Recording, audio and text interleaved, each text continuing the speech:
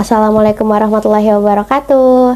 Halo semua, nama saya Nurul Aulia Rahma dari kelas 1C Manajemen Pendidikan Islam.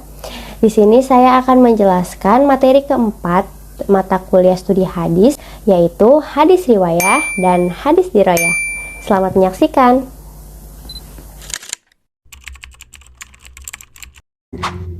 Secara umum, para ulama hadis membagi hadis menjadi dua bagian, yaitu hadis riwayah dan hadis diroyah. Langsung aja yuk kita bahas satu-satu.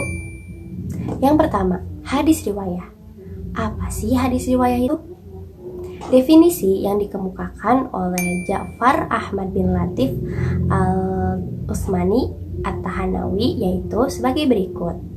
Bismillahirrahmanirrahim.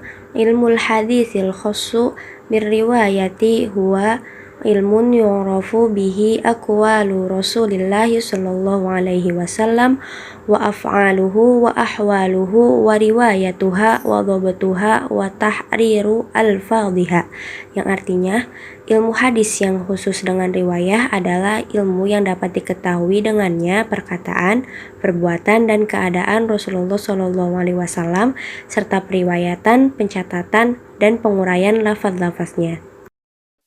Nah, dari ayat tersebut kita dapat ambil nih objek kajian.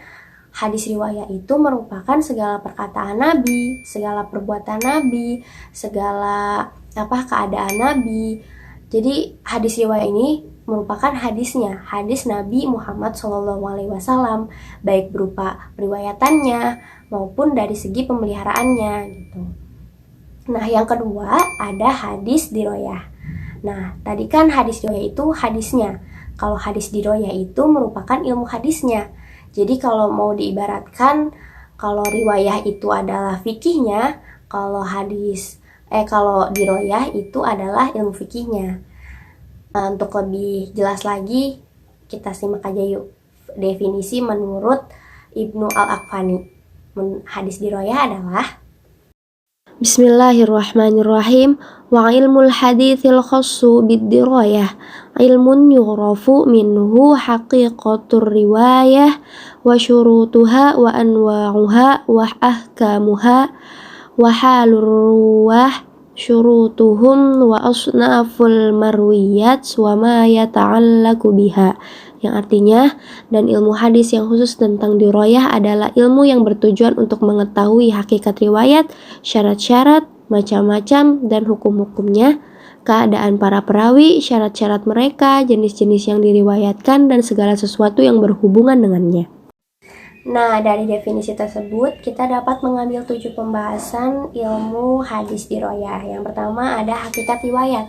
Hakikat riwayat itu merupakan periwayatan atau kegiatan pemindahan berita, di mana jika si A membawa berita, maka berita tersebut akan disandarkan kepada si A, karena si A yang membawa berita. Terus yang kedua ada syarat-syarat riwayat. Nah, syarat-syarat riwayat itu merupakan cara atau metode penerimaan periwayatan. Cara-caranya itu ada banyak seperti qiraat, ijazah, kitabah, dan lain-lain.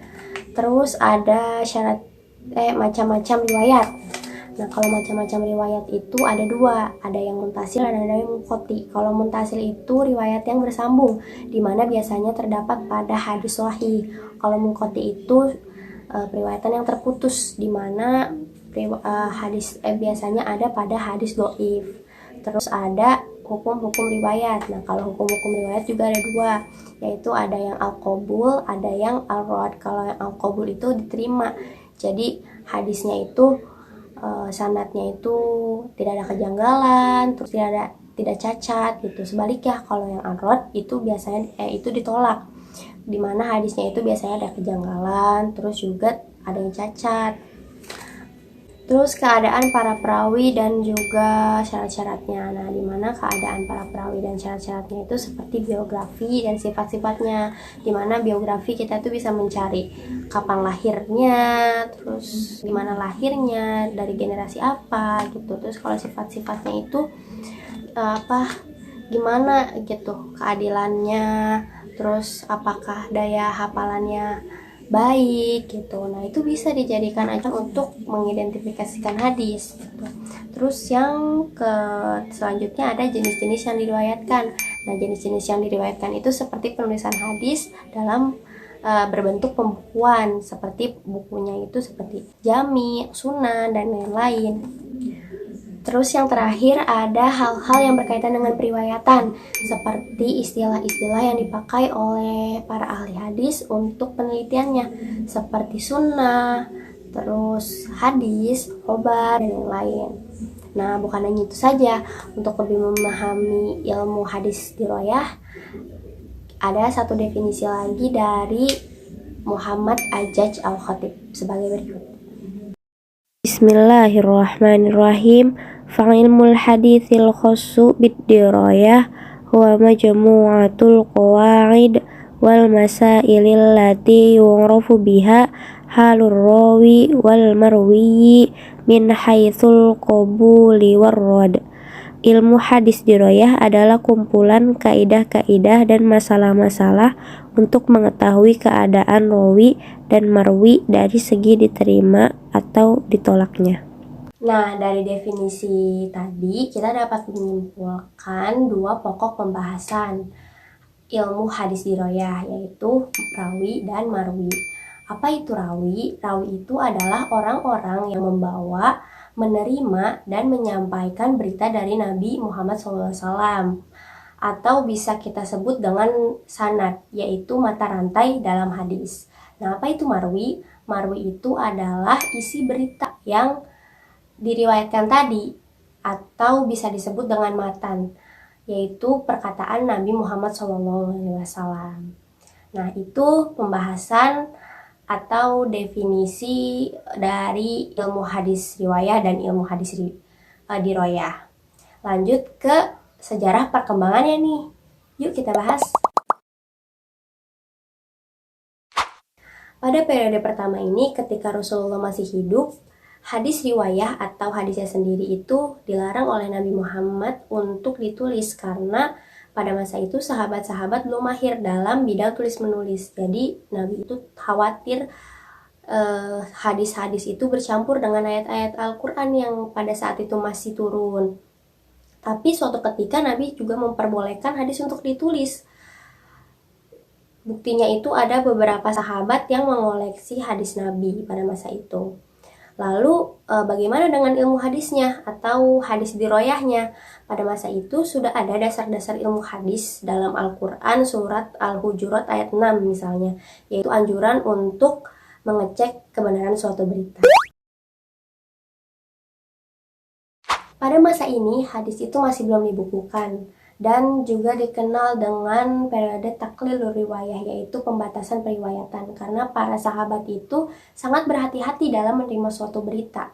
Jika ada yang ingin menyampaikan suatu berita, dia itu harus membawa saksi dan bersumpah di depan saksi tersebut. Bahkan para sahabat juga mengadakan rihlah ilmiah atau mengecek suatu berita kepada ulama-ulama terdahulu. Mengapa para sahabat sangat berhati-hati dalam mengecek suatu berita?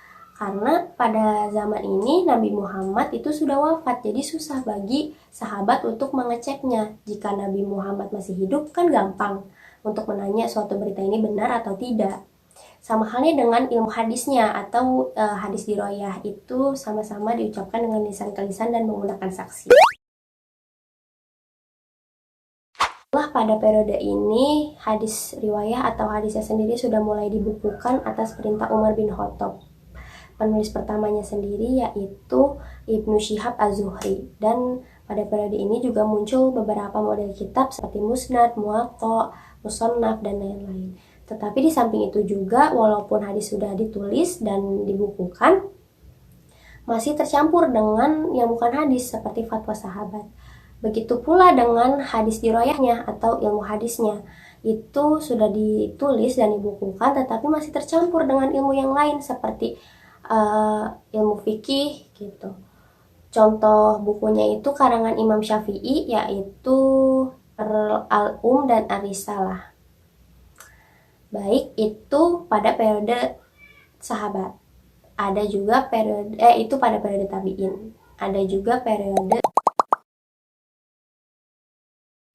masuk pada periode tabi'in. Nah, disinilah hadis riwayah atau hadis sendiri itu sudah mencapai kepada masa keemas-emasannya atau masa puncaknya, karena hadis sudah mulai dipisahkan antara yang mana fatwa sahabat, antara yang benar-benar hadis atau hadis Nabi Muhammad gitu. Dan begitu pula dengan hadis diroyahnya atau ilmu hadisnya, itu sudah dipisahkan antara ilmu hadis yang mana yang bukan ilmu hadis, juga yang mana sudah dipisahkan. Tetapi ilmu hadis sendiri masih terbatas, hanya satu pembahasan saja, belum lengkap dalam satu buku tersebut. Dan pada masa terakhir ini, hadis riwayah atau hadisnya itu sendiri sudah ditulis lebih sistematis daripada periode-periode sebelumnya. Begitu pula dengan hadis riwayahnya atau ilmu hadisnya, itu sudah berdiri sendiri dan sudah lengkap dalam satu kitab, dalam satu pembahasan tersebut. Dan segitu saja pembahasan yang dapat saya sampaikan dalam materi 4 ini. Kurang lebihnya mohon maaf. Wassalamualaikum warahmatullahi wabarakatuh.